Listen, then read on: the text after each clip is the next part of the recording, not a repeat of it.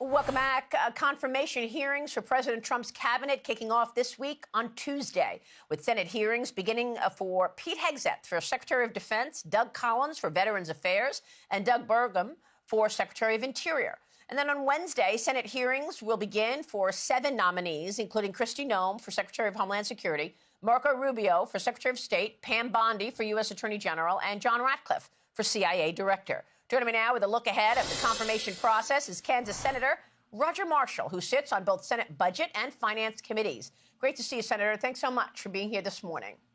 You bet, Maria. It's great to be with you. Happy New Year to you and everybody. Listen, President Trump's going to go in on day number 1 and sign 100 executive orders. But those orders go nowhere unless we get these nominees across the finish line. He signs the executive order, then these secretaries are going to help write the rules surrounding them, and then they have to implement them. And that's why it's so important that we get this ball rolling and have a bunch of these nominations ready for the president to sign on day 1. So you met with President Trump this week, along with your colleagues. Did you have a chance to speak with your colleagues? Do you believe you have the votes in the Senate to actually confirm all of his nominees?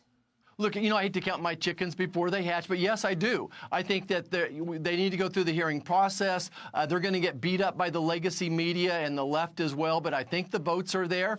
And, you know, as I've interviewed these people one-on-one, they've been great communicators. They're great leaders. They're very accomplished. Yes, some of them are outside the box, but I do think we have the votes. By the way, that's what President Trump said. He wants to drain the swamp. He wants outside the box. That was the whole point. I know you have also spent a lot of time with Robert Kennedy Jr., as well as Dr. Oz in the medical field. Tell me what you've learned from that time.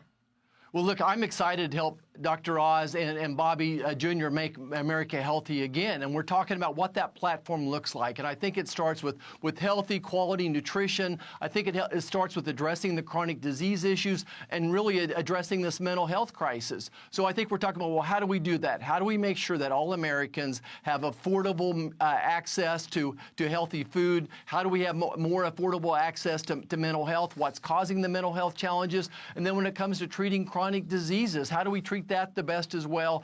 And so we're trying to, you know, put some meat on the bone, so to speak, of how we accomplish that. Yeah, and I'm glad that you've been meeting with all of these medical-related nominees. You're obviously a doctor yourself, and I did not realize, we talked about this over the weekend, 60% of Americans have chronic diseases, things like diabetes or chronic liver problems, Crohn's. These are things you could actually get ahead of with different behavior, nutrition.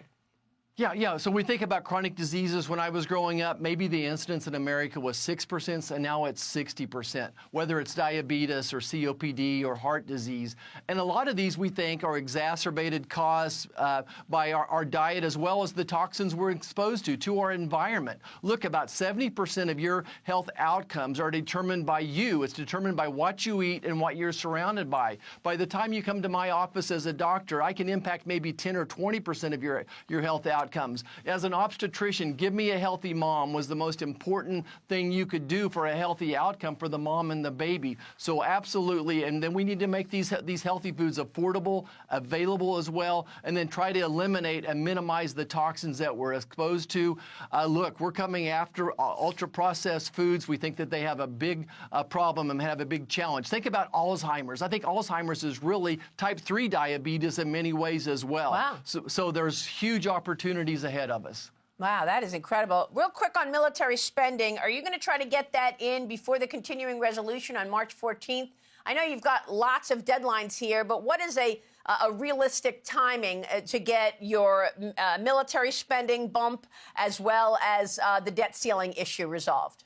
Right, and I think the point here is you can't look at just each issue in a silo. That reconciliation, when does the funding in for the government, when does the debt ceiling happen, what of those could we address in the reconciliation bills? I think you're going to see Congress, the House and the Senate, go down 2 parallel roads, and then we'll see where we are by March. But I think if we could get some military funding in before that March 14th deadline for the funding of the government, then that would make that process much simpler as well. If we could somehow address the debt ceiling as well before then, that would be great as well. So look at all these problems together, not by themselves. Senator, it's good to see you. I know there's a lot of optimism around, and we will look forward to your work. Thank you, sir. Thanks, Maria. All right, Senator Roger Marshall joining us. Hi, everyone. I'm Brian Kilmeade. I want you to do me a favor. I want you to click to subscribe to the Fox News YouTube page. This is the only way that I know for sure that you're not going to miss any great commentary, any great news bites, any great interviews coming your way on Fox. You can get it all here on YouTube. So subscribe right now.